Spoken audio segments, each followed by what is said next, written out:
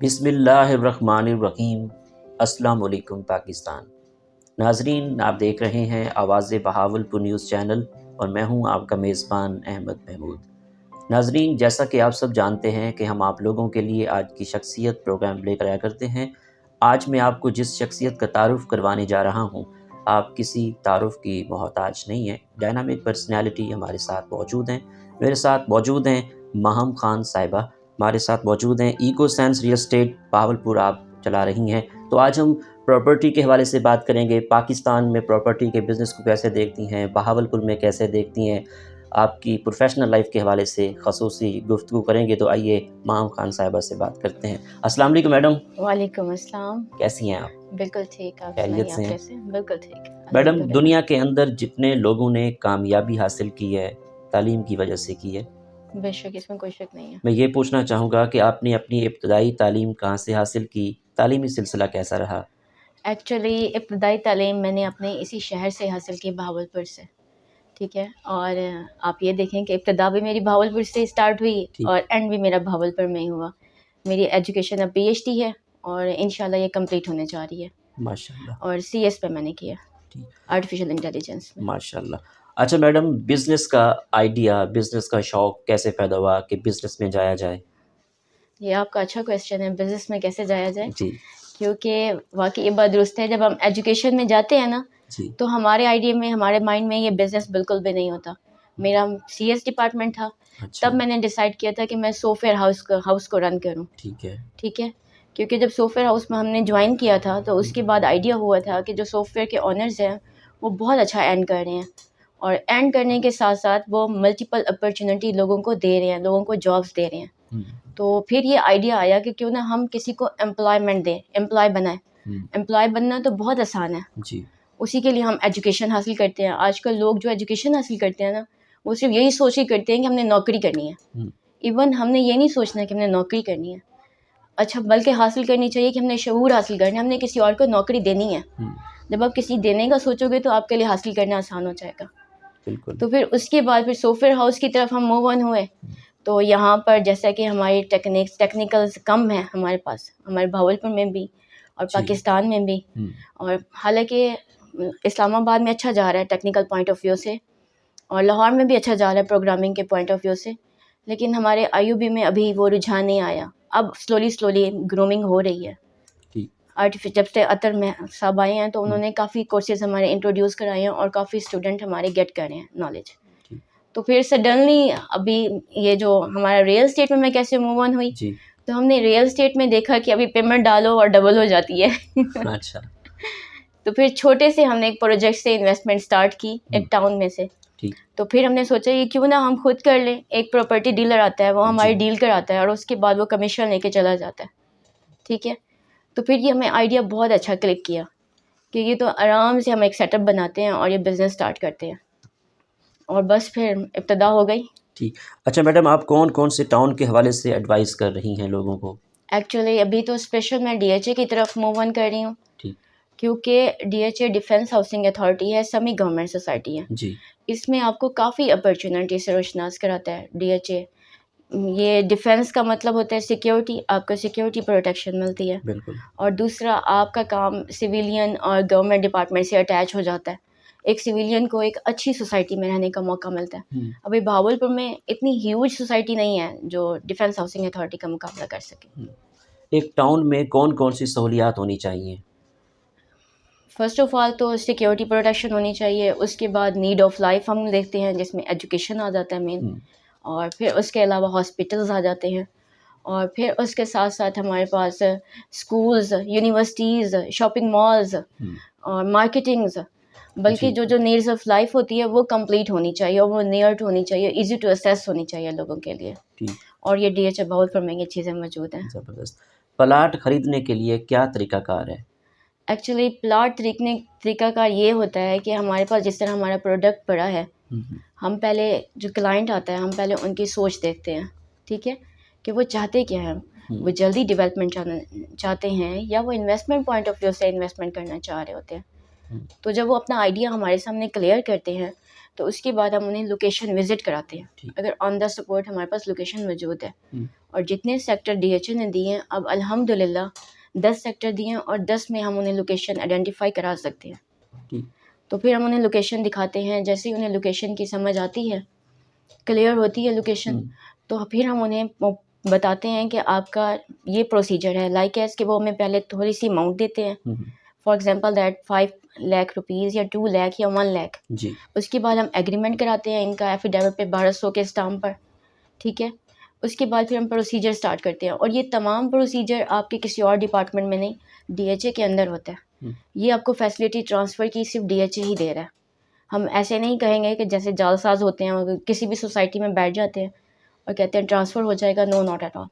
ठीक। वो ट्रांसफ़र नहीं होता, आपको डीएचए में ही जाके ट्रांसफ़र कराना होता है, और वो हम्म, प्रोसीजर हम उन्हें ले जाते हैं, और सेलर प्रेजेंट होना ज़रूरी होता है, ठीक है। लेकिन बायर आए या ना आए, वो अपने बिहाफ पे भी किसी और को इंट्रोड्यूस करा सकता है। लेकिन जब ट्रांसफ़र कंप्लीट होता है, उसमें आपका कंप्लीट बायर होना ज़रूरी होता है। At the end of buyer की ज़रूरत जी। पड़ती है, फिर वो अपना लेटर अपने होल्ड ऑन कर सकते हैं उसको। ठीक।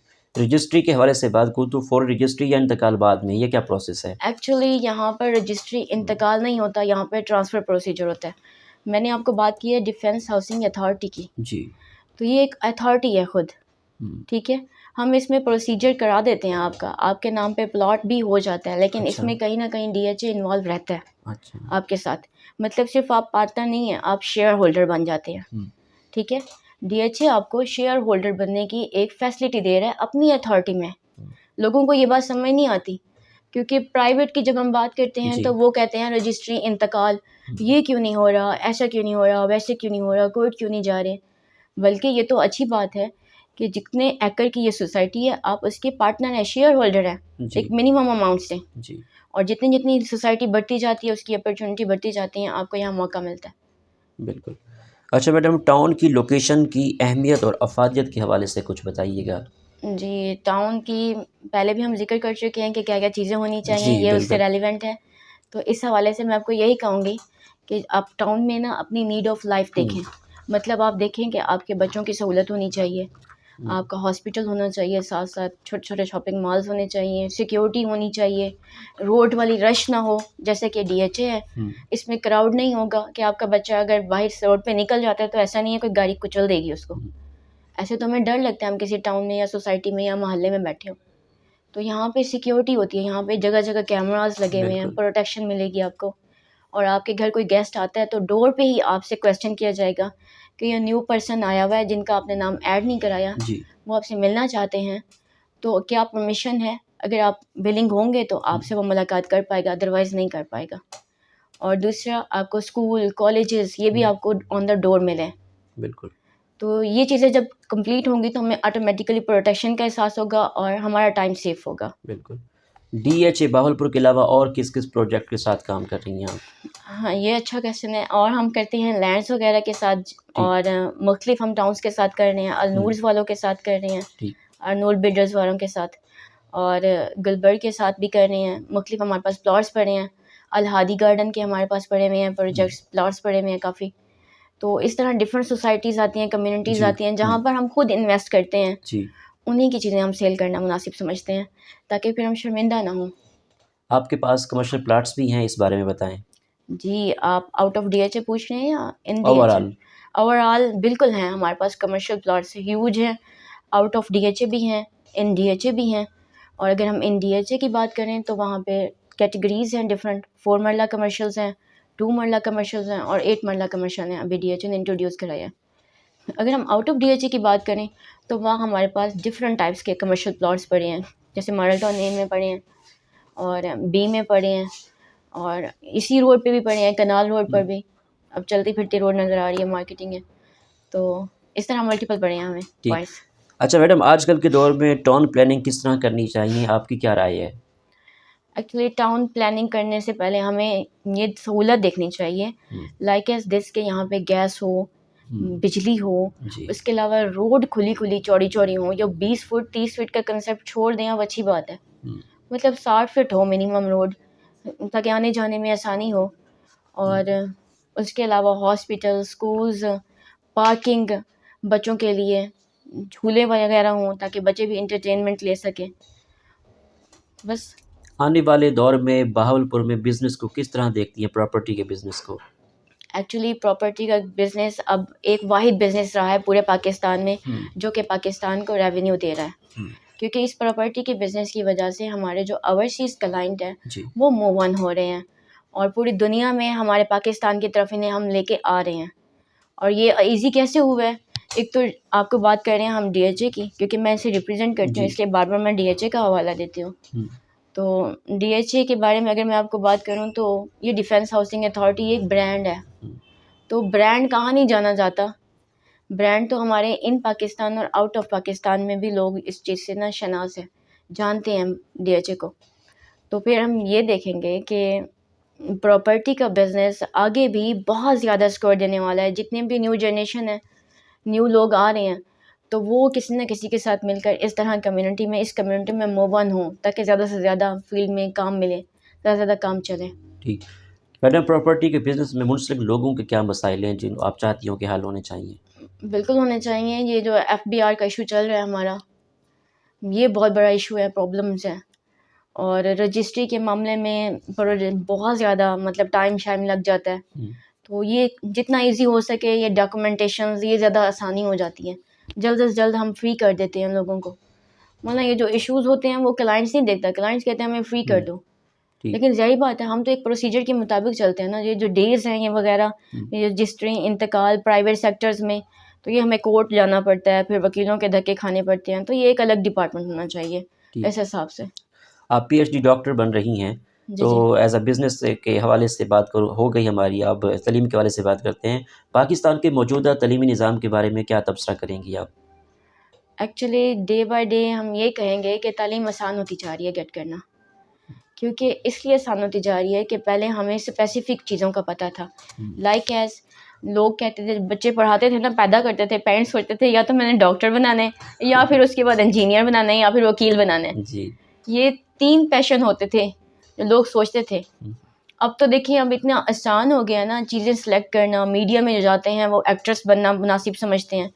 पहले एक्ट्रेस को भी अच्छा नाम नहीं दिया जाता था, लोग इज़्ज़त नहीं करते थे। तो अब अवेयरनेस बहुत ज़्यादा आ गया एजुकेशन के हवाले से। जिसको जिस फील्ड में जाना होता है उसके लिए वो आसानियाँ पैदा हो जाती हैं और बढ़ जाती हैं। ठीक।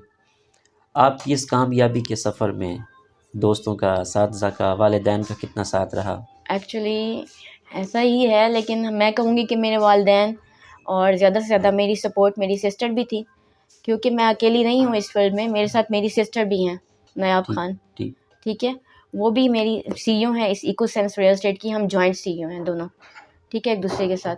तो उनका भी काफ़ी मदखलत है, काफ़ी काम रही है। वो इसलिए कि एक तो हमारे वालिदैन को सहूलत होती थी, दोनों बहनें इकट्ठे जा रही हैं, जहाँ पे भी जा रही हैं, out of city in city, तो हमारे लिए ईजी हो जाता था। तो दूसरा, अगर मैं ना हूँ यहाँ पर वर्किंग के लिए तो मेरी सिस्टर मौजूद होती हैं। अब मेरी सिस्टर नहीं है तो इस टाइम मैं मौजूद हूँ तो उनके क्लाइंट्स को मैं देख लूँगी। मतलब ये प्रोटेक्शन फील होती है। एक सिंगल बंदा हैंडल करना बहुत टफ होता है, और उसके अलावा फिर आपकी टीम अच्छी हो। माशाल्लाह मेरी टीम बहुत अच्छी है। ठीक, माशाल्लाह। आपकी नज़र में कामयाबी क्या है?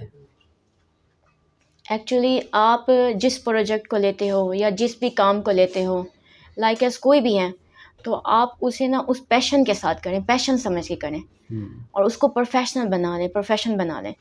आप मत थकें और कंटिन्यूसली उसे ना करते रहें, आपको कामयाबी ज़रूर मिलेगी इंशाल्लाह। जी। जो स्टूडेंट्स बिज़नेस करना चाहते हैं, प्रॉपर्टी के बिज़नेस में आना चाहते हैं, उनके लिए क्या कहना चाहेंगी आप? मैं तो उनको ये कहना चाहूँगी कि प्रॉपर्टी का बिज़नेस पहले किसी के साथ सीखें, किसी के साथ मिलकर काम करें। उसके बाद जब उनको लगे कि उनमें ये कैलिबर है, वो रन कर सकते हैं, फिर वो अपनी अलग फ़र्म बनाएँ। स्टार्ट में अलग फ़र्म जो बनाते हैं वो फिर रह जाते हैं, वो मुश्किल है उनके लिए फिर ग्रो अप होना। टूरिज़्म के हवाले से बात करूँ तो आपको टूरिज़्म का कितना शौक़ है? पाकिस्तान के कौन-कौन से शहर अच्छे लगते हैं? आपका फ़ेवरेट शहर कौन-सा है? एक्चुअली वाक़ई टूरिज़्म का हमें बहुत ज़्यादा शौक़ था। आप यकीन नहीं कर सकते कि हम कहते थे बस हमने इधर घूमना है, उधर घूमना है, हर जगह। लेकिन बिलीव मी, इस काम में ना हमने पता नहीं कहाँ-कहाँ नहीं टूर किया। इवन यूनिवर्सिटी हमें लेके जाती थी सवात, कागान, नारान, बस यही स्पेसिफ़िक एरियाज़ में, नॉर्दर्न एरियाज़ में। लेकिन इसमें तो हम लाहौर, कराची, हैदराबाद, सक्खर, कोटअदू हर जगह गए हैं।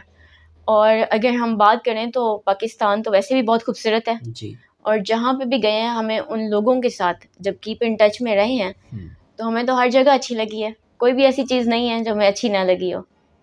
और ज़ाहिर बात है नॉर्दर्न एरियाज़ तो नॉर्दर्न एरियाज़ है। मेरा फेवरेट वैसे इस्लामाबाद है। टूरिज़्म से क्या चीज़ एक्सप्लोर करती हैं आप, क्या आइडियाज़ लेती हैं? वहाँ पे आप जब हमारा है सोशल काम, तो जब हम सोशली लोगों का आइडिया गेट करते हैं, लोगों जी। के साथ अटैच होते हैं, जी। तो वो हमें अच्छा लगता है उनका पॉइंट ऑफ व्यू लेना और उनसे डिस्कस करना और डिफरेंट लैंग्वेजेस के बारे में नॉन करना। और कुछ तो फ़न भी हो जाता है हमारे साथ, कुछ अनफनी मोमेंट भी होते हैं। तो उनका ट्रस्ट बिल्टअप कराना या उनका ट्रस्ट हो जाना, बन जाना, कभी आपकी कास्ट से को लेकर, कभी आपकी लैंग्वेजेस को लेकर, कभी आपके एजुकेशन और बिजनेस को लेकर, तो फिर हमें लोगों को सीखने का ज़्यादा से ज़्यादा मौका मिलता है। बहावलपुर के बारे में क्या तासुरात हैं? बहावलपुर तो हमारा नवाब सिटी है, पीसफुल है और यहाँ पर हेल्थ है और एजुकेशन है माशाल्लाह, यही कहेंगे हम। और टूरिज़्म के लिए आपके पास दरबार हाजिर हैं, जो भी आता है यहाँ पर विज़िट करें और माशाल्लाह बहुत एन्जॉयमेंट फ़ील करेगा। सुबह बहावलपुर के बारे में क्या कहना चाहेंगी? बनना चाहिए? बिल्कुल बनना चाहिए सुबह बहावलपुर, क्योंकि काफ़ी सारे लोग यहाँ पे अटैच हैं, काफ़ी सारे तहसील अटैच हैं। हम यहाँ पर लेंगे जैसे हासुपुर है हमारा, देखा जाए ना, और उसके अलावा हमारे पास रहीमिया और ख़ान, ये काफ़ी सारे तहसील, अहमदपुर ईस्ट, नवाबपुरा, ये सारे अटैच हैं। उस शरीफ ये भी तो यहाँ बहावलपुर के साथ अटैच है। तो ज़ाहिर बात है बहावलपुर के साथ इस तरह हम देखें तो काफ़ी सारे तहसील अटैच हो जाते हैं, तो उनके लिए फ़ैसिलिटी बढ़ जाएगी, क्योंकि फिर बहावलपुर लाहौर से बहुत दूर होता है। हालांकि मुल्तान और लाहौर का डिस्टेंस कम है, लेकिन बहावलपुर का डिस्टेंस बहुत ज़्यादा फ़ील होता है। अगर ये सुबह बन जाएगा तो लोगों के लिए अपॉर्चुनिटी बढ़ेगी। यहाँ भी सिर्फ एजुकेशन बहुत ज़्यादा है हमारे बहावलपुर के सूबे में। अगर सुबह बन गया ना तो उनको लोगों को अपॉर्चुनिटी नहीं मिल रही।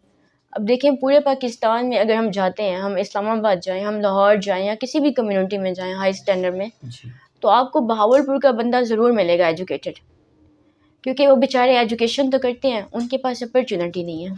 जब सुबह बनेगा तो यहाँ पे इंडस्ट्रियल स्टेट बनेगी, इंडस्ट्री आएगी और अपॉर्चुनिटी मिलेगी और लोगों के लिए ईजी हो जाएगा जॉब गेट करना, जो उनका एम्स है उनका पूरा होगा इंशाल्लाह। बहावलपुर में डीएचए का बनना बहावलपुर के लिए कितना सूटेबल है?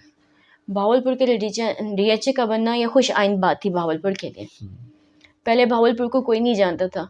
2000 तकरीबन 15 की बात है, मैं जब लाहौर गई थी, मुझसे पूछा था कम्युनिटी वहाँ के लोगों ने कि बेटा आप कहाँ से हो? हम शॉपिंग करने गए थे ना। अच्छा। तो हमने कहा हम बहावलपुर से हैं। कहते हैं बहावलपुर कहाँ है? अच्छा। लिटरली उन्होंने मुझसे दूसरा क्वेश्चन किया था, बहावलपुर कहाँ है? तो हमने कहा कि किसको जानते हैं आप? तो वो मुल्तान से तो वाकिफ़ थे, उसके बाद लोधरा से वाकिफ़ थे, बहावलपुर से वाकिफ़ नहीं थे। अच्छा।